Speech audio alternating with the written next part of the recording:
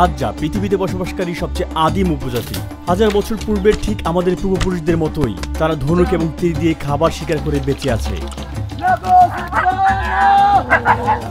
অনিশ্চয়তা এখানে প্রতিটি ঝোপের আড়ালে লুকিয়ে আছে। এই গভীর বনে তারা হাইরাক্স, হরিণ এবং উল্লুকদের শিকার করে থাকেন।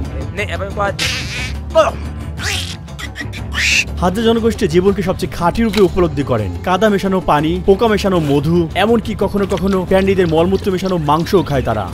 আগামী 3 দিন আমি তাদের গোষ্ঠীর একটি অংশ হব এবং তাদের জীবনযাত্রাকে সরাসরি দেখব। হাজ্জা জনগোষ্ঠী উত্তর তানজানিয়ার লেক আয়েশিয়ার কাছে 50,000-এরও বেশি সময় ধরে বাস করে আসছে এবং মাত্র 150 বছর আগে তারা আধুনিক জগতের সাথে প্রথম যোগাযোগ স্থাপন করে। তারা হাজ্জানে নামক একটি অনন্য ভাষায় কথা বলে থাকে। এই ভাষায় কিছু ক্লিক ক্লিক শব্দ রয়েছে। গোষ্ঠীর সদস্যরা আমাকে তাদের প্রধানের সাথে দেখা করালেন। আমার নাম সাকারো। সাকারো? হ্যাঁ, সাকারো। রুহি? রুহি। ছেলেরা কোথায়?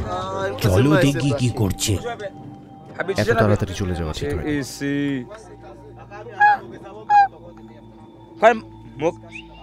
ওই মুগেসা। আমরা হাজ্জাবে ভূমিতে আপনাকে স্বাগতম জানাই। সবাই এখানে জমা হও। শিকারের দক্ষতা তাদের পরনে থাকা চামড়া এবং লোমে স্পষ্ট। এই জিনিসটা কি? হ্যাঁ, তোমার মাথায়। বাবুনের তৈরি। বাবুন? ওটা বাবুনের চামড়া। যখন আমি ছোট ছিলাম তখন আমি সারাক্ষণ খাতাম, কিন্তু আমার মা এগুলো পছন্দ করতো না, তাই আমার মুখে এগুলো দাগ বানিয়ে দিয়েছে। অশ্রুতে লবণ দিলে এভাবে ক্ষত হয়ে যায় এবং শিশুরা শিখে ব্যথায় যেন না কাটতে হয়। এখন আমি বড় হয়েছি আর বাচ্চা নেই। এখানে কিছু যুবক পরের শিকারের জন্য তাদের সরঞ্জাম তৈরি করছে এবং মেরামত করছে। এটি প্রজন্মের পর প্রজন্ম ধরে চলে আসা একটি দক্ষতা।